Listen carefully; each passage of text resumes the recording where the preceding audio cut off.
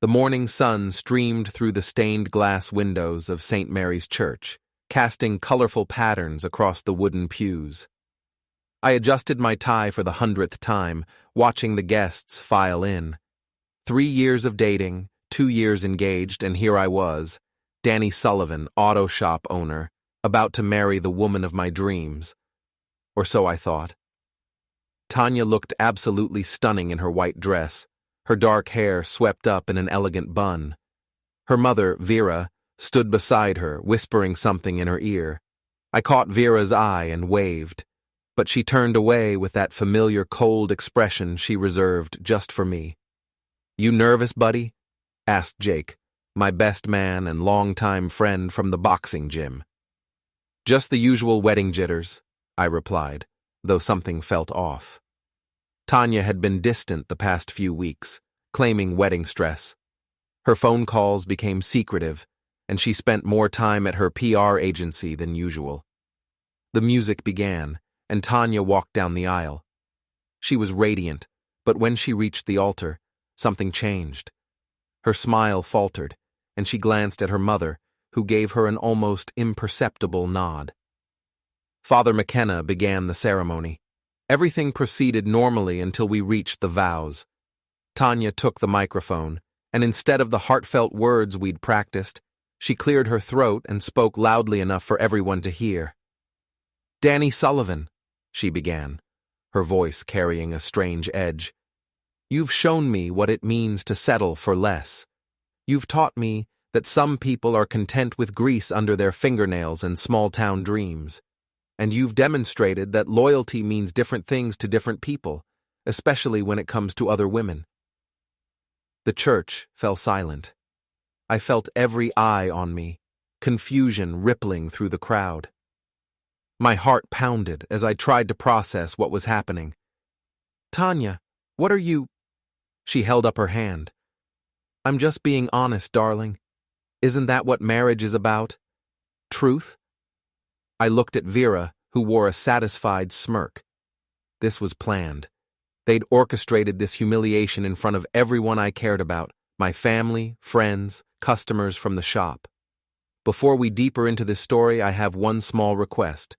Please subscribe, drop a like, comment, and hit that hype button to boost this channel so more people can discover these incredible Reddit stories.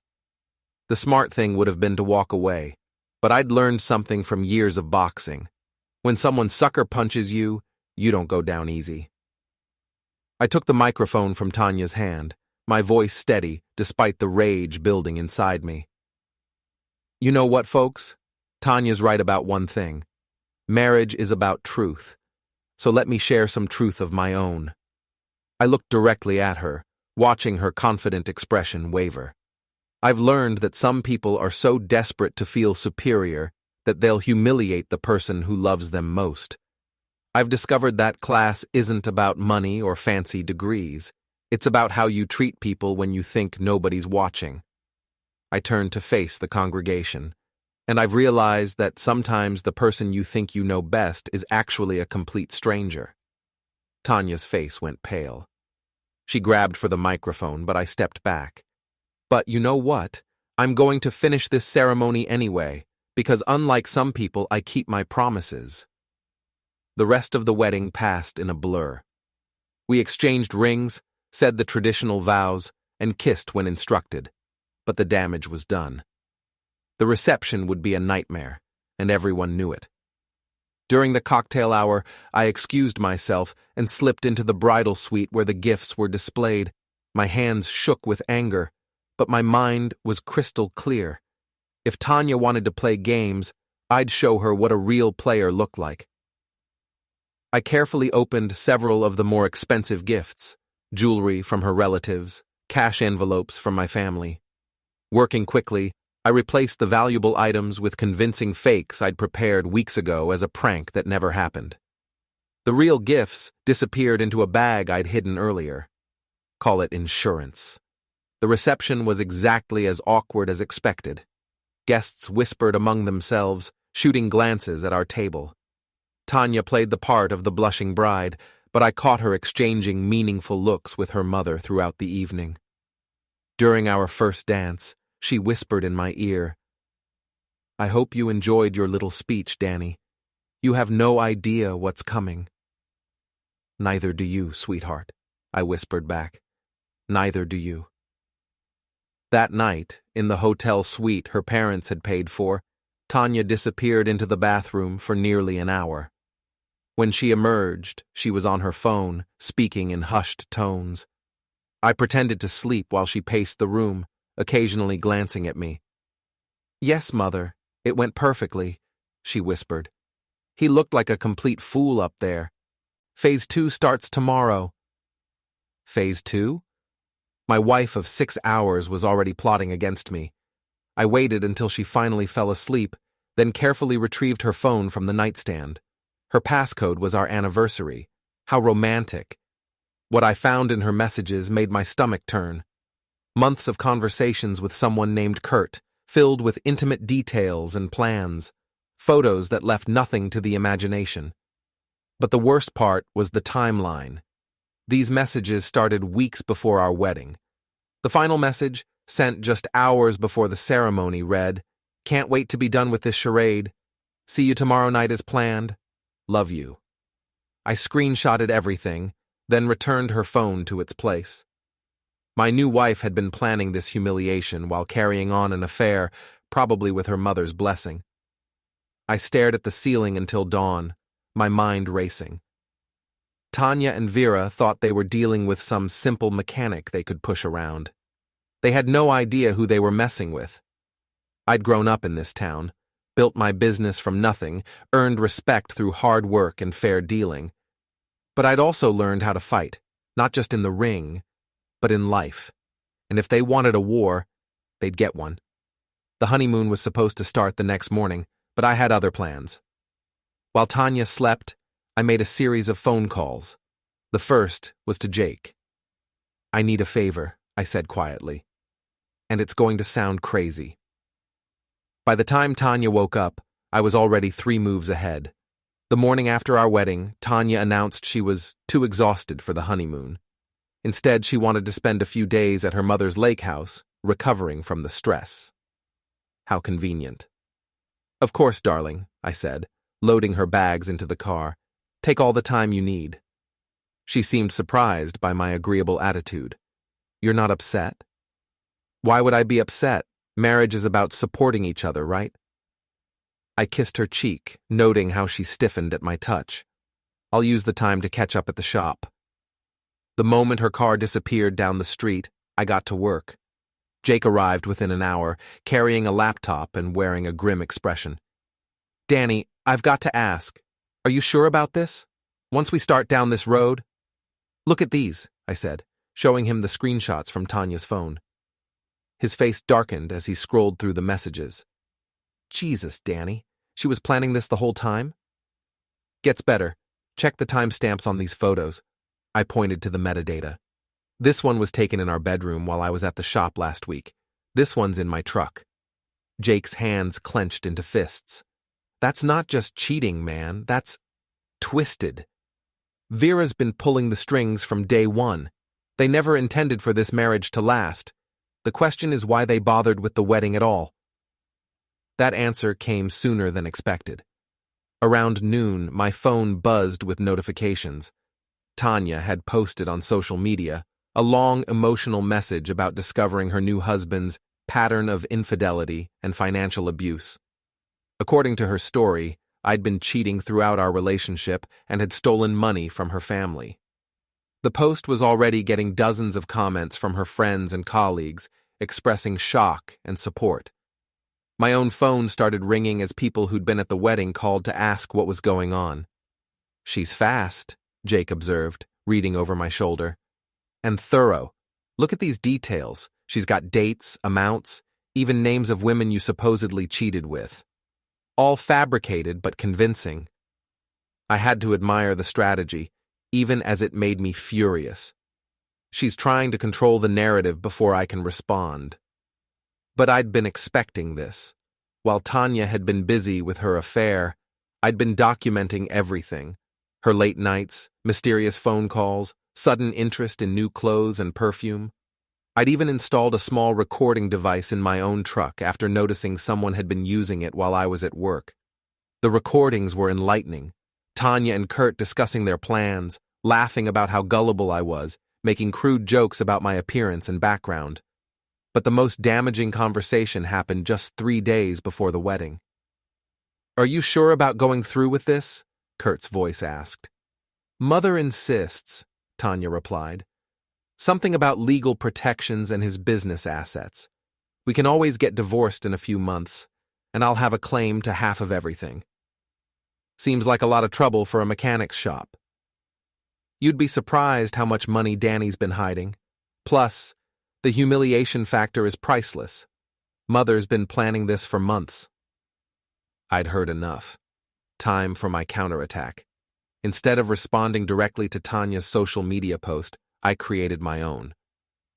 But mine included audio clips, carefully edited to remove any questionable language while preserving the context. I posted it with a simple message. Sometimes the truth speaks for itself. The response was immediate and explosive. Within an hour, the post had been shared dozens of times. People who'd initially supported Tanya began commenting with shock and outrage. The audio was clear enough that there was no denying the voices or the content. My phone rang. Tanya's name appeared on the screen. "Danny, what the hell do you think you're doing?" Her voice was shrill with panic. "Just sharing some memories from our engagement, sweetheart. Isn't that what social media is for? You can't prove those recordings are real. I'll sue you for defamation." "With what money?" "I've done some checking, Tanya. Your mother's business is in serious financial trouble. That's why she was so interested in my mechanic's shop, isn't it?" The silence stretched for several seconds. When she spoke again, her voice was different, colder, more calculating. "You have no idea what you've started, Danny. My family has connections you can't imagine. We'll destroy you." "Looking forward to it," I replied, and hung up. Jake whistled low. "Man, you've really stirred up the hornet's nest now. Good. Let them come out in the open where I can see them." The next few hours were a whirlwind of activity. Tanya's post disappeared from social media, but screenshots had already been taken. My own post continued to gain traction, with people sharing their own stories about Vera's family and their business practices. Around dinner time, I received an unexpected visitor. Kurt himself showed up at my shop, driving a flashy red sports car that probably cost more than most people made in a year. He was exactly what I'd expected. Mid-30s, expensive clothes, perfectly styled hair, and the kind of artificial confidence that comes from never facing real consequences. He swaggered into my shop like he owned the place. "You must be Danny," he said, extending a manicured hand that I ignored. "I think we need to talk." "About what?" "Your taste in married women?" His smile faltered slightly. "Look, I know this situation is awkward, but there's no reason we can't handle this like civilized adults." "Civilized adults don't record themselves in other men's trucks," I replied, wiping my hands on a rag. "Or plan elaborate humiliation schemes." "That's actually what I wanted to discuss. See, I have more recordings from that truck of yours. Some very interesting conversations between you and various female customers. I'd hate for those to become public." I studied his face, noting the slight twitch around his eyes. "You're bluffing." "Am I?" "There's one conversation in particular with a young woman named Lisa. Very friendly discussion about payment arrangements for her car repairs. I'm sure her husband would find it fascinating." Lisa was a single mother who cleaned offices at night to pay for her car repairs. The payment arrangement he was referring to was me letting her pay in installments, but I could see how it might be twisted to sound inappropriate. "What do you want?" I asked. "Simple. You take down your social media posts, apologize publicly for the misunderstanding, and we all move on with our lives. Tanya gets her divorce, you keep your reputation. Everybody wins." I pretended to consider his offer while studying his car through the shop window. beautiful machine, probably his pride and joy. I'll need some time to think about it, I said finally. Sure, but don't take too long. These things have a way of getting complicated if they drag out. He handed me a business card with a smug grin. I'll expect to hear from you by tomorrow. After he left, I called Jake back to the shop. Remember that favor I mentioned? I need it now. What are you thinking? Kurt thinks he can blackmail me with fake recordings. Time to show him what real consequences look like. That night, we paid a visit to Kurt's car. It was parked outside an upscale restaurant where he was probably celebrating his perceived victory. Jake kept watch while I got to work. I didn't damage the car. That would have been crude and illegal. Instead, I did something much more creative. Using my knowledge of automotive systems, I made some very specific adjustments to his engine that would cause increasingly embarrassing problems over the next few days. I also left a small gift in his glove compartment, a USB drive containing additional audio recordings from my truck. These featured Kurt and Tanya discussing their plans in much more explicit detail, including their opinions about Kurt's wife and her family's money. The note attached was simple. Next time you want to play games, make sure you understand the rules. By the time we finished, Kurt's beautiful car looked exactly the same from the outside, but appearances, as I was learning, could be very deceiving. The next morning brought fresh developments. Vera called me directly, her voice dripping with false concern. Danny, dear, I think there's been a terrible misunderstanding. Perhaps we could meet for lunch and discuss this situation like adults? I'm listening. There's a lovely restaurant by the lake. Very private, very discreet. We could clear the air, work out an arrangement that benefits everyone. What kind of arrangement? Well, it's clear that you and Tanya aren't compatible. These things happen, even to the best couples. A quiet annulment, perhaps a small financial settlement to help you get back on your feet. And in return, you stop spreading these hurtful rumors about my family. We all move on, no harm done. I almost laughed. They still thought they were dealing with someone they could buy off or intimidate. I'll see you at lunch, Vera. 1 o'clock? Perfect. And Danny, please don't bring any recording devices. This should be a private conversation between family.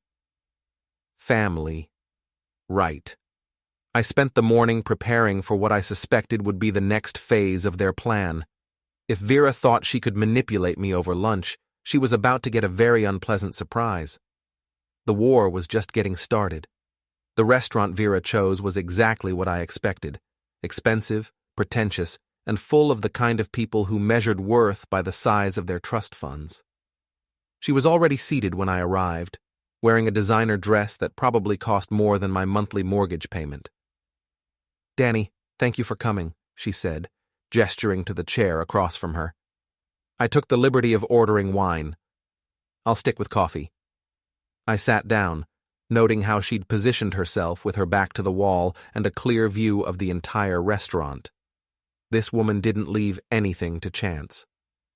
Straight to business, then. I appreciate that. She folded her hands primly.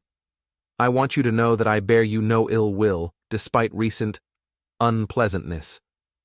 You mean despite orchestrating my public humiliation? Her smile never wavered. I think you misunderstood Tanya's intentions. She was nervous, emotional. Sometimes people say things they don't mean when they're under stress. Is that why she's been having an affair for months? Alleged affair, Vera corrected smoothly. Audio recordings can be manipulated so easily these days. Any decent lawyer would have them thrown out of court. I leaned back in my chair. What do you want, Vera? I want what's best for everyone involved. You're a good man, Danny, but you and Tanya come from very different worlds. This marriage was a mistake. Surely you can see that now.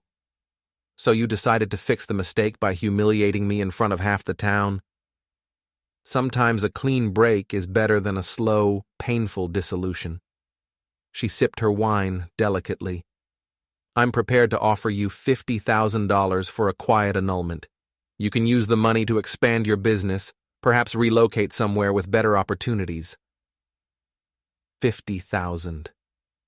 It was more money than I'd ever seen at one time, enough to buy new equipment for the shop or even open a second location. A few days ago, I might have been tempted. And what happens to the recordings I posted?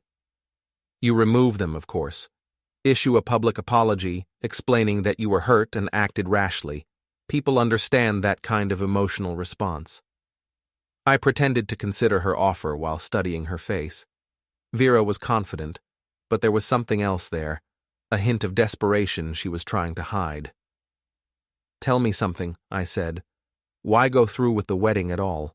If you wanted me gone, why not just convince Tanya to break up with me? Her composure slipped for just a moment. I'm sure I don't know what you mean. See, I've been doing some research into your family's finances. Your late husband's construction company is in serious trouble.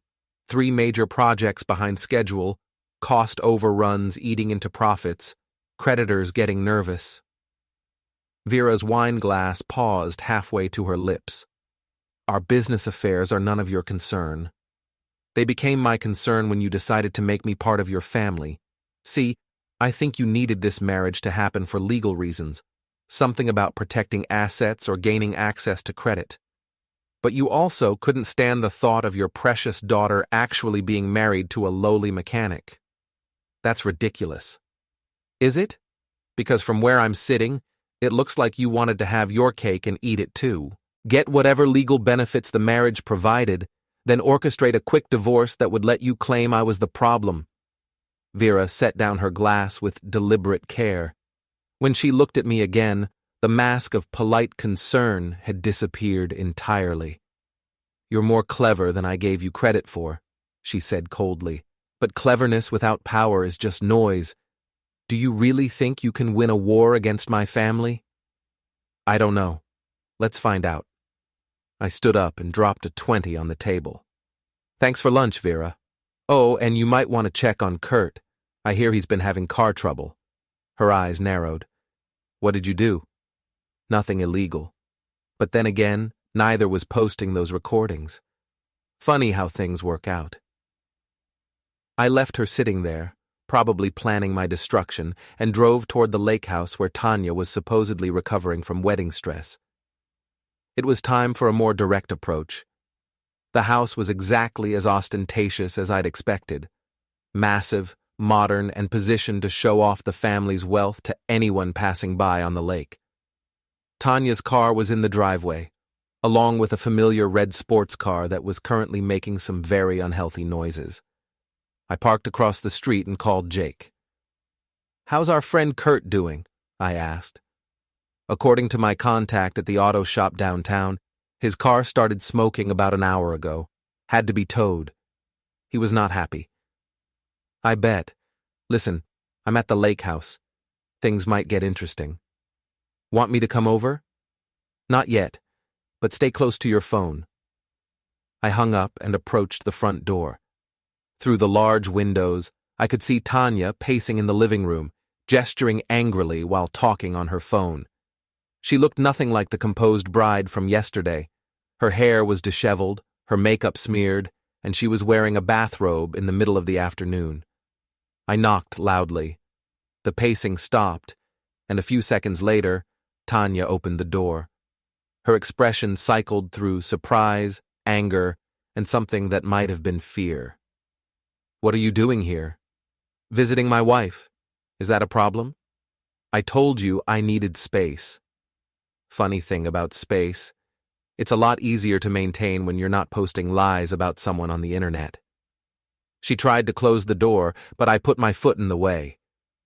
We need to talk, Tanya. I have nothing to say to you. That's okay. I'll do the talking. I pushed past her into the house, noting the expensive furnishings and the smell of expensive perfume mixed with cigarette smoke. Nice place. Must have cost a fortune to decorate. Get out, Danny. I'm calling the police. Go ahead. I'm sure they'd be interested in hearing about your insurance fraud. That stopped her cold. What insurance fraud? The claim you filed last month about your jewelry being stolen from our apartment.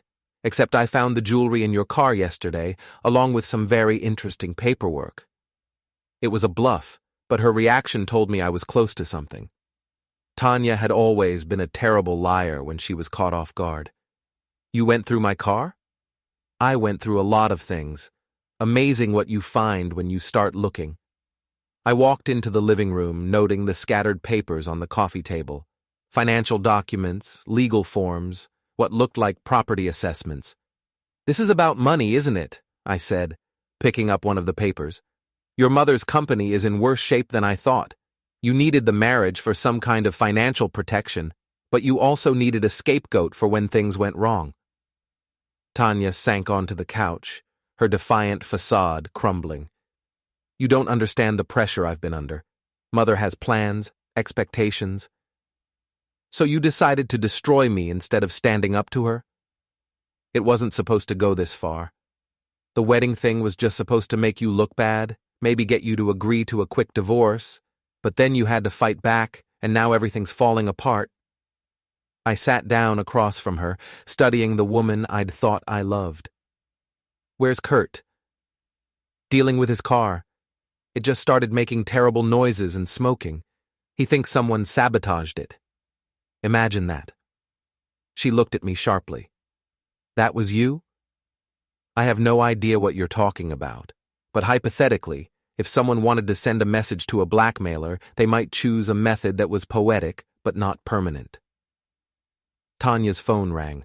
She glanced at the screen and winced. It's Mother. Answer it. I'd love to hear how lunch went. She declined the call, but it immediately started ringing again and again.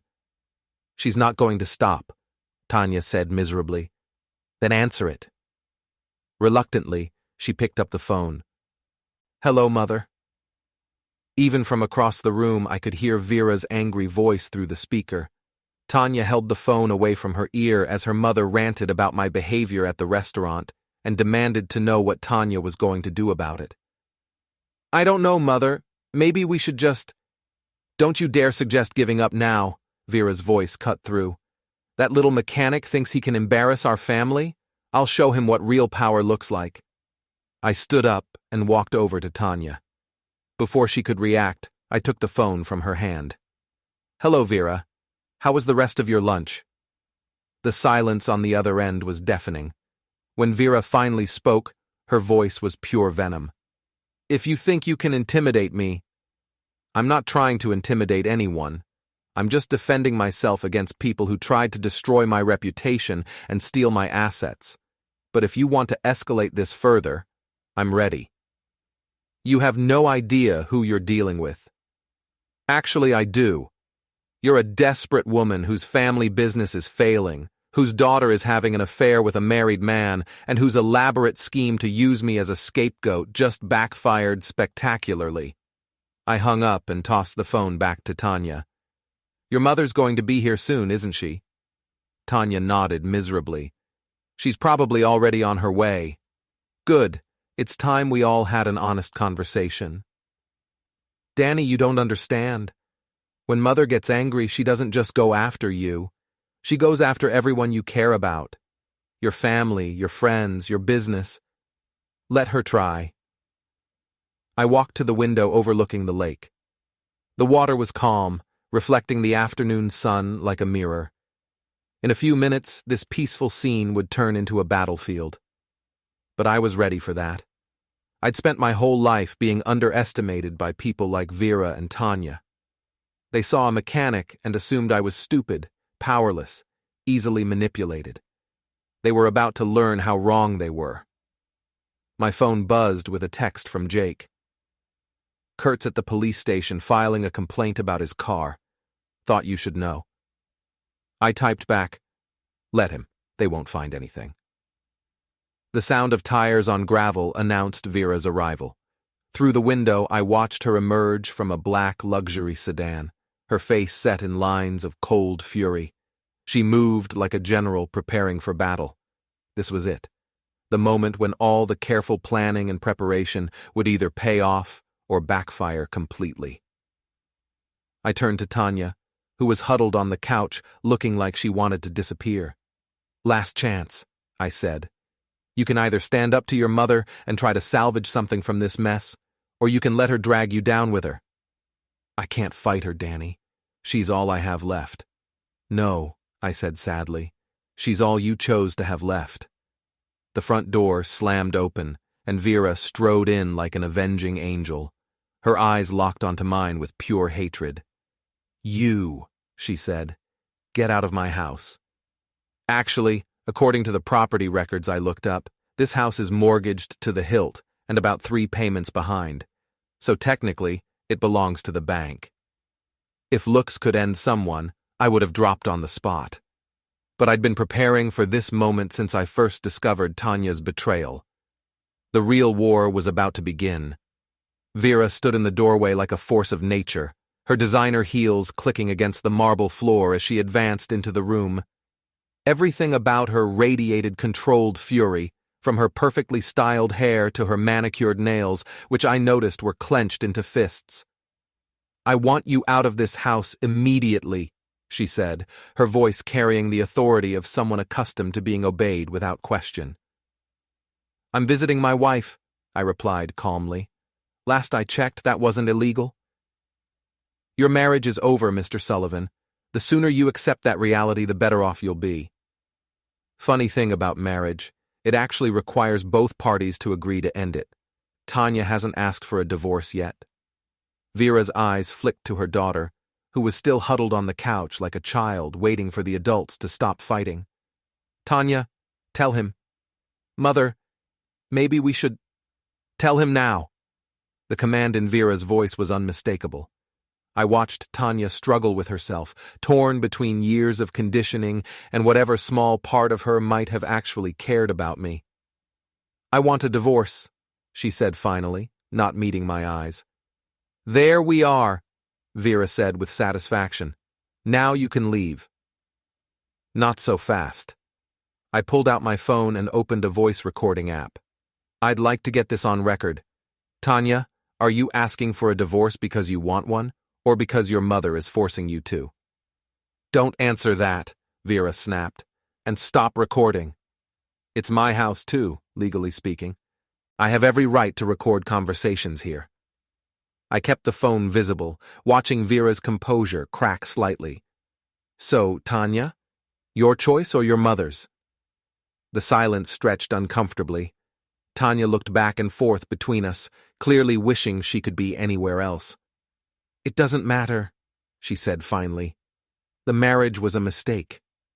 Was it a mistake when you said you loved me? Or when you planned our future together? Or was it only a mistake when your mother decided I wasn't good enough for her plans? Stop it, Vera interrupted. This emotional manipulation won't work. Manipulation? I laughed, but there was no humor in it. That's rich. Coming from someone who orchestrated an elaborate scheme to humiliate me at my own wedding. I have no idea what you're talking about. Really? Because I have recordings that suggest otherwise. I pulled up the audio files on my phone. Should I play them now, or would you prefer to continue pretending you're innocent? Vera's mask slipped completely. The polite society matron disappeared, replaced by something much more dangerous. You think you're clever, don't you? Recording private conversations, posting them online like some kind of tabloid journalist. But you're forgetting something important. I have resources you can't imagine. Such as? I know people, Mr. Sullivan. Important people. Judges, prosecutors, business leaders. With one phone call, I can make your life very difficult. Is that a threat? It's a promise. I looked at Tanya, who was watching this exchange with growing horror. Is this really the kind of person you want to be? Someone who destroys people for sport? Danny, please, she said quietly. Just go, before this gets worse. It's already worse, Tanya. Your mother just threatened to use her connections to destroy me legally. That's conspiracy and abuse of power. Probably a few other felonies, too. Vera laughed coldly. You think anyone would believe a mechanic's word against mine? I'm a respected businesswoman with deep roots in this community. Actually, your business is about to collapse. Your reputation is already damaged by the recordings I posted, and your deep roots are mostly debts at this point. I'd done my homework thoroughly. But please, make those phone calls.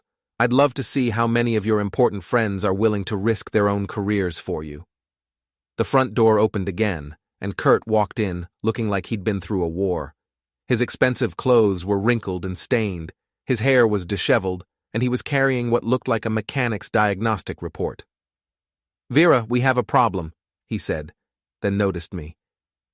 "What's he doing here?" "Visiting my wife," I said pleasantly. "How's your car?" His face darkened. "You know exactly how my car is.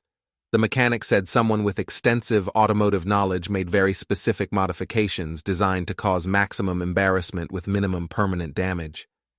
"That sounds terrible. Did you call the police?" "I tried.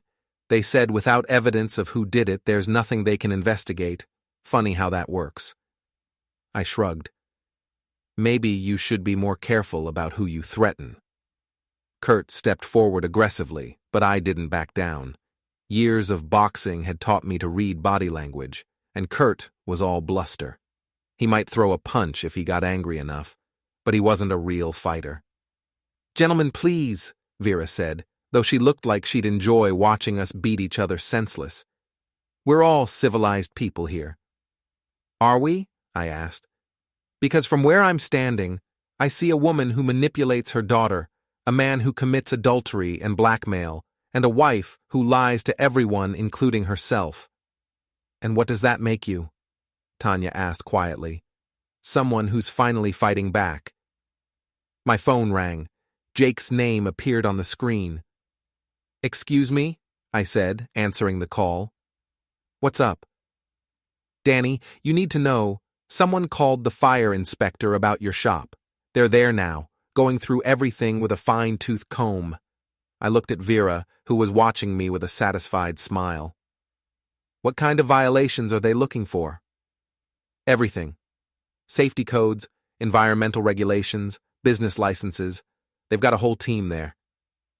"I'll be right there." I hung up and faced Vera. That was fast. "I have no idea what you're talking about." "The fire inspection at my shop. The one you arranged about 10 minutes after I hung up on you. I'm sure it's just a routine inspection. On a Saturday afternoon with a full team?" I shook my head. "You really think you can destroy my business?" "I think you'll find that running a business requires following a lot of complex regulations. It would be unfortunate if you weren't in full compliance."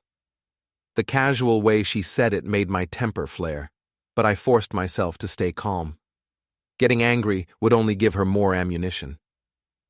"You know what's funny about regulations?" I said. "They apply to everyone. Construction companies, for instance, have to follow very strict safety and environmental guidelines." Vera's smile faltered slightly. "I've been doing some research into your husband's company. Amazing how many corners you can cut when you think nobody's watching. Improper disposal of construction waste, safety violations that resulted in worker injuries, fraudulent billing on government contracts." "You're fishing." "Am I? Because I have copies of internal documents that suggest otherwise. Whistleblowers are surprisingly easy to find when a company has been treating its employees badly for years." Kurt and Tanya were both staring at me now. Vera's face had gone pale. "You're bluffing," she said, but her voice lacked conviction. "Maybe. But are you willing to bet your company on it?" I headed for the door. "I need to go deal with your fire inspectors. But don't worry, this conversation isn't over." "Danny, wait," Tanya called out. I turned back to her. "What?" "I'm sorry. For all of this. It wasn't supposed to happen this way. No, it wasn't. But you made your choice." I looked at all three of them. "And now you get to live with the consequences." I left them standing there and drove back to town, my mind racing. Vera had escalated things by going after my business, which meant the gloves were officially off. If she wanted to play dirty, I'd show her what dirty really looked like.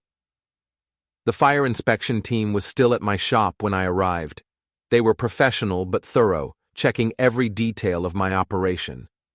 I cooperated fully, knowing that I'd always run a clean business. After 2 hours, they packed up their equipment. The lead inspector, a middle-aged man named Rodriguez, approached me with his report. Mr. Sullivan, I have to say, this is one of the cleanest shops I've ever inspected. Whoever called in the complaint was either misinformed or malicious. Any idea who made the complaint? Anonymous tip, but between you and me, it sounded personal rather than professional. After they left, I called my lawyer, Tom Bradley, who'd handled the legal work when I bought the shop. Tom, I need your help with something complicated. How complicated? The kind that might make the local news. There was a pause. Come to my office Monday morning, and Danny, bring everything you've got. I spent the rest of the evening organizing my evidence, the recordings, the financial documents I'd uncovered, the screenshots from Tanya's phone, and the research I'd done into Vera's business dealings. By the time I finished, I had enough material to bury all three of them. The question was whether I was willing to go that far. My phone buzzed with a text from an unknown number. This is just the beginning. Drop this now or face the consequences. I typed back, looking forward to it. The war had officially begun, and I intended to win. Monday morning arrived with unseasonable storm clouds gathering over the town, as if the weather itself was preparing for the confrontation ahead. I met Tom Bradley at his office at 8 sharp, carrying a box of evidence that represented weeks of careful investigation. Tom was a good lawyer, honest, thorough, and smart enough to have built a successful practice in a small town without compromising his principles. He listened without interruption as I laid out the entire story, from the wedding day humiliation to Vera's threats and the suspicious fire inspection. "This is quite a situation you've gotten yourself into," he said when I finished. "The good news is that you have substantial evidence of harassment, defamation, and possibly conspiracy. The bad news is that going to war with a family like the Weatherbys could get expensive." Weatherbys. Vera's maiden name. Her late husband took her name when they married. Unusual, but the Weatherby family has deep roots here. Old money, political connections, the kind of influence that can make problems disappear or create new ones. What kind of problems are we talking about? The kind where your business license gets mysteriously revoked, your insurance gets canceled, your suppliers suddenly can't deliver parts. Tom leaned back in his chair. "But there's something else you should know. I've been hearing rumors about their construction company. Financial troubles, missed payments, some very unhappy creditors." "How unhappy?" "The kind that might be interested in information about fraudulent billing and safety violations." I smiled grimly. "How quickly can you put together a comprehensive legal response?" "Give me until this afternoon." "But Danny, once we file these papers, there's no going back. Are you sure this is the path you want to take?" Before I could answer, my phone rang. Tanya's name appeared on the screen. "Take it," Tom said, "but put it on speaker." "Hello, Tanya." "Danny, we need to talk. Can you meet me somewhere private?" "I'm done with private conversations.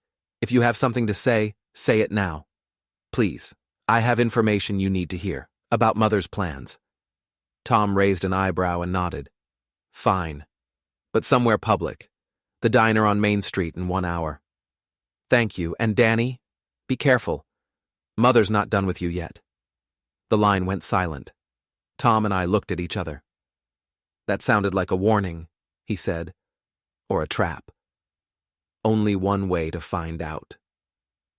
An hour later, I sat in a corner booth at Murphy's Diner, watching Tanya approach through the rain-streaked window. She looked terrible, pale, exhausted, like someone who hadn't slept in days. When she slid into the seat across from me, I could see her hands shaking. "You look awful," I said. "Thanks. You always knew how to charm a girl." Despite everything, she managed a weak smile. "Danny, I need you to know that I never wanted things to go this far. But you went along with it anyway. I was scared. Mother has this way of making you believe that her way is the only way, that anyone who opposes her will be destroyed." "So you decided to destroy me first?" Tanya flinched. I thought if I went along with her plan, maybe I could control how bad it got." limit the damage somehow. How's that working out for you? It's not. That's why I called you. She leaned forward, lowering her voice. Mother's planning something big. She's been making calls all weekend, calling in favors, making deals. What kind of deals?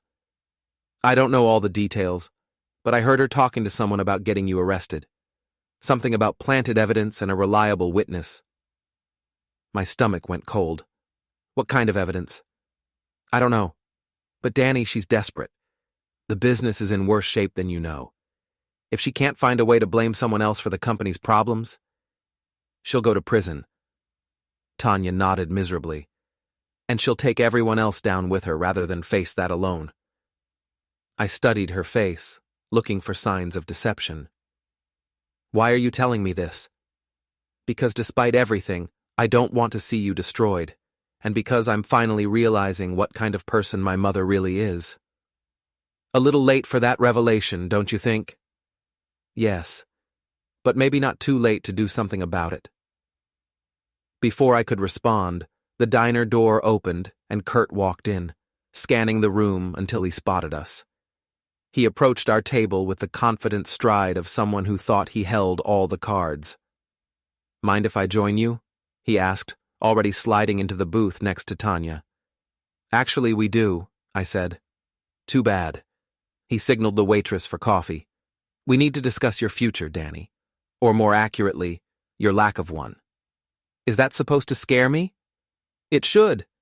See, I've been busy since our last conversation. Made some calls, gathered some information, talked to some very interesting people. Such as?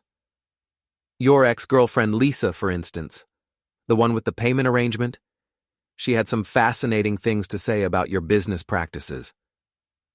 I kept my expression neutral, but inside I was calculating.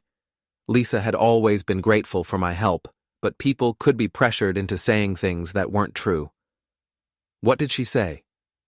Let's just say her version of events is very different from yours. Something about inappropriate advances, demands for special favors, threats when she tried to refuse. That's a lie. Maybe, but it's a very detailed lie with dates and times and witnesses. The kind of lie that tends to stick, especially when it comes from a struggling single mother who just wants to protect herself.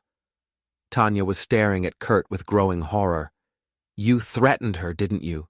You made her say those things. I simply helped her remember events more clearly. You're disgusting. Kurt shrugged. I'm practical. Danny here thought he could play games with us. Now he gets to learn what happens when amateurs try to compete with professionals. I felt my temper rising, but forced myself to stay calm. What do you want? Simple. You're going to publicly apologize for spreading lies about Tanya and her family. You're going to admit that you made up those recordings out of spite. And you're going to agree to a divorce settlement that leaves you with nothing. And if I don't? Lisa files a complaint with the police tomorrow morning. Harassment, extortion, maybe even assault. With her testimony and some carefully documented evidence, I'd say you're looking at serious jail time. You can't prove something that never happened. I don't have to prove it. I just have to make it believable. Kurt's smile was purely predatory. Small-town mechanic with a history of violence. You do box, after all. Taking advantage of vulnerable female customers. The story practically writes itself. I looked at Tanya, who was staring at her hands. You're okay with this? She started to speak, then stopped. She's okay with whatever keeps her out of prison, Kurt said. Because that's where this ends if you don't cooperate. Vera's already prepared to testify that you threatened her, that you've been stalking the family, that you're dangerous and unstable. And you believe people will buy that? People believe what they want to believe, and right now, they want to believe that the poor little rich girl made a mistake marrying beneath her station. I stood up slowly, my hands clenched into fists. Kurt tensed, probably expecting me to take a swing at him. Instead, I smiled. You know what your problem is, Kurt? You think everyone else is as stupid as you are. What's that supposed to mean? It means you just confessed to witness tampering, conspiracy, and extortion in a public place. I pulled out my phone, which had been recording the entire conversation. It also means you're about to find out what happens when you threaten the wrong person. Kurt's face went white. You can't use that recording. It's illegal to record someone without their consent. Actually, in this state, only one party needs to consent to recording a conversation, and since I'm a party to this conversation, I let the implication hang in the air. You son of a... I'd be careful what you say next. This is still recording. Kurt started to stand, but Tanya grabbed his arm. Don't! You've done enough damage. Get off me! He shook her off roughly, causing her to stumble against the table. That was a mistake. I moved faster than Kurt expected, grabbing his wrist and applying just enough pressure to make him wince. Apologize to the lady. Let go of me. Apologize. The diner had gone quiet, other customers watching our confrontation with interest. Kurt looked around, realizing that any escalation would only make things worse for him. Sorry, he muttered. I released his wrist and stepped back. Now get out. Kurt rubbed his wrist, his face flushed with anger and embarrassment. This isn't over. Yes, it is. You just don't know it yet. After he left, I sat back down across from Tanya. She was crying quietly, tears streaming down her cheeks. I'm so sorry, Danny. I never wanted any of this to happen. But you let it happen anyway. I was weak, scared. I've never stood up to Mother, never made my own decisions. And now? She looked up at me with red-rimmed eyes. Now I think it's time I learned how. What are you saying? I'm saying I want to help you stop her, before she destroys everyone. I studied her face, looking for any sign of deception. What I saw was exhaustion, regret, and something that might have been genuine remorse. It's going to get ugly, Tanya. Your mother won't go down without a fight. I know, but I can't live with myself if I don't try to make this right. I made a decision that would either save us both or destroy us completely. Okay. But we do this my way, and you follow my lead exactly. No more games, no more lies, no more running to Mommy when things get tough. Agreed. And Tanya, if you betray me again, I'll make sure you go down with her. She nodded, understanding that this was her last chance at redemption. Outside, the storm was getting worse, but inside the diner, I felt a strange sense of calm. The final battle was about to begin, and for the first time since this whole mess started, I had an ally on the inside. It was time to end this once and for all. The community center was packed for the monthly town council meeting, but tonight's gathering had drawn an unusually large crowd. Word had spread about the Sullivan situation, and people were curious to see how it would play out. I sat in the back row, watching Vera work the room like the seasoned politician she'd always been. She moved from group to group, shaking hands, offering sympathetic smiles, playing the role of the wronged matriarch, defending her family's honor. To most people, she probably looked like the victim in this scenario, a respected businesswoman forced to deal with her daughter's unstable ex-husband. They had no idea what was coming. Tom Bradley sat beside me, a thick folder of legal documents in his lap. Are you sure about this approach? Once you go public, there's no controlling the narrative. The narrative's already out of control. This is about taking it back. Tanya entered through a side door, looking nervous but determined. Over the past week, she'd provided crucial information about her mother's business dealings and helped me understand the full scope of Vera's manipulations. It hadn't been easy for her to betray her mother, but she'd finally reached her breaking point. Mayor Davidson called the meeting to order, working through the usual municipal business with practiced efficiency. I waited patiently as they discussed road repairs, budget allocations, and permit applications. Finally, they reached the public comment period. Anyone wishing to address the council? Davidson asked. I stood up. I'd like to speak, Mayor Davidson. A murmur rippled through the crowd. Vera's head snapped around, her eyes narrowing as she spotted me. State your name for the record. Danny Sullivan, owner of Sullivan's Auto Repair. I walked to the front of the room, feeling every eye on me. I'm here to address some serious allegations that have been made against me, and to present evidence of criminal activity that affects this entire community. Mr. Sullivan, Vera called out, rising from her seat. This is neither the time nor the place for your personal grievances. Actually, Mrs. Weatherby, this is exactly the right place, because what I have to say affects every taxpayer in this town. Mayor Davidson looked uncomfortable. Mr. Sullivan, if this is about your domestic situation, it's about fraud, conspiracy, and the misuse of public funds. I opened the folder Tom had given me. Over the past week, I've uncovered evidence that Weatherby Construction has been systematically defrauding the city for years. The room erupted in surprised voices. Vera stood frozen, her face pale, but her posture still defiant. That's a serious accusation, Davidson said. Do you have proof? I have invoices showing charges for materials that were never delivered. I have testimony from former employees about safety violations that were covered up. And I have financial records showing how contract overruns were used to hide personal expenses. I began distributing copies of documents to the council members. Each page represented hours of investigation, cross-referencing public records with insider information that Tanya had provided. This is ridiculous, Vera said, but her voice lacked its usual authority. These documents could be fabricated by anyone with a computer and a grudge. That's why I also have this. I pulled out a small digital recorder. Recorded conversations where you admit to billing the city for work that was never performed. The room went silent. Vera's composure finally cracked completely. You can't use those recordings. They were obtained illegally. Actually, they weren't.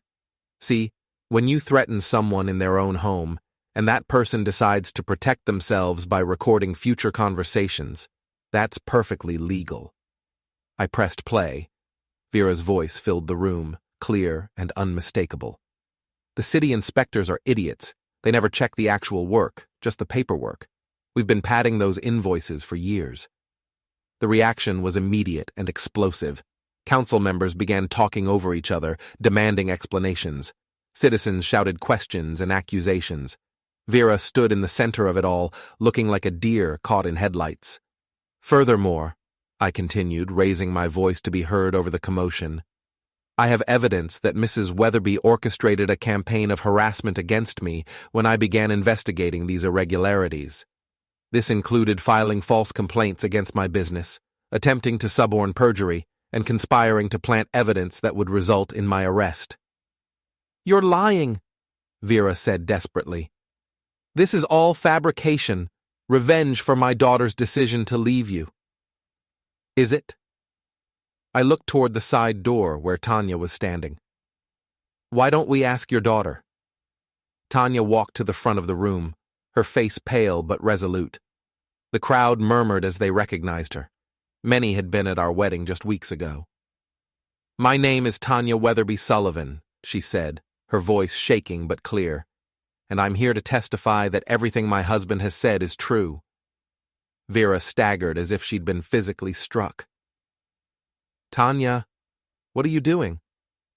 What I should have done years ago, telling the truth. Tanya pulled out her own folder of documents. I have copies of contracts that were never fulfilled, payments for materials that were diverted to personal use, and correspondence showing how my mother planned to frame my husband for crimes he didn't commit. You ungrateful little... Vera started toward her daughter, but several people moved to block her path. I also have this, Tanya continued, producing her phone. A recording of my mother instructing Kurt Morrison to coerce a witness into making false statements against my husband. She played the recording. Vera's voice was crystal clear. I don't care what you have to promise her or threaten her with. I want that mechanic in jail by the end of the week. The room erupted again, but this time the anger was directed at Vera. She looked around desperately, seeing her carefully constructed world collapsing around her. This is all lies, she said, but even she seemed to know it was hopeless. Fabricated evidence, manipulated recordings. "Ma'am," said Chief of Police Martinez, who had been sitting quietly in the back, "I think you need to come with me." As Martinez approached with handcuffs, Vera made one last desperate play. "You're all going to regret this. When the truth comes out, when you realize what kind of man you're protecting." "The only truth that matters," I said, "is the one we've presented here tonight. Everything else is just noise." The handcuffs clicked into place, and Vera was led from the room in stunned silence. As the door closed behind her, I felt a weight lift from my shoulders that I'd been carrying for weeks. Mayor Davidson called for order, but it took several minutes for the crowd to settle down. When he finally spoke, his voice was grim. "Mr. Sullivan, on behalf of the city, I want to thank you for bringing this information to light. We'll be conducting a full audit of all city contracts with Weatherby Construction." "There's one more thing," I said. "Kurt Morrison was an active participant in this conspiracy. I believe you'll find evidence of his involvement in the documents I've provided." As if summoned by his name, Kurt burst through the main doors, looking frantic. He scanned the room until he spotted me, then pushed through the crowd. "You think you've won?" he snarled. "You have no idea what you've started." "Actually, I think I've finished it. I still have that testimony from Lisa. One phone call and you're facing criminal charges." I smiled and pulled out my phone. "You mean this, Lisa?" I played a recording of Lisa's voice. "I'm sorry, Danny. Kurt Morrison threatened to have my children taken away if I didn't lie about you. I never wanted to hurt you, but I was scared." Kurt's face went white. "How did you—" "Turns out, when you threaten a single mother, she gets motivated to protect herself. Lisa recorded your conversation and brought it to me yesterday." Kurt looked around the room, seeing only hostile faces staring back at him. Without another word, he turned and fled. The meeting broke up shortly after, with council members promising investigations and citizens demanding answers. As the crowd dispersed, Tanya approached me hesitantly. "Danny, I know I don't deserve forgiveness, but you're right, you don't." I looked at the woman I'd married, seeing her clearly for perhaps the first time. "But you did the right thing tonight. That counts for something. What happens now? Now you figure out who you want to be when you're not under your mother's thumb, and I go back to fixing cars and living my life. Is there any chance we could—" "No, Tanya. Too much has happened. Too much trust has been broken." I softened my tone slightly. "But maybe you can find a way to be happy without destroying other people." She nodded, tears in her eyes, and walked away. Tom Bradley appeared at my side, grinning broadly. "Well, that was quite a show. I've never seen anything like it. Think it'll stick? With all the evidence we presented? Vera's going to prison, Kurt's probably going to flee town, and you're going to be a local hero." "I don't want to be a hero. I just want to be left alone." "After tonight, I think you'll get your wish." As I walked out of the community center, I felt the cool night air on my face and realized it was over. Really, truly over. No more schemes, no more threats, no more games. I climbed into my truck and drove home through the quiet streets, past the auto shop that was still mine, past the house I'd bought with honest money earned through hard work. Tomorrow I'd go back to fixing engines and helping customers. I'd rebuild my reputation one honest transaction at a time, and maybe eventually I'd find someone who valued loyalty and honesty over money and status. But tonight, I was just going to enjoy the silence and the knowledge that sometimes, if you fight smart and fight hard, the good guys actually win. The war was over, and I was still standing. That was enough.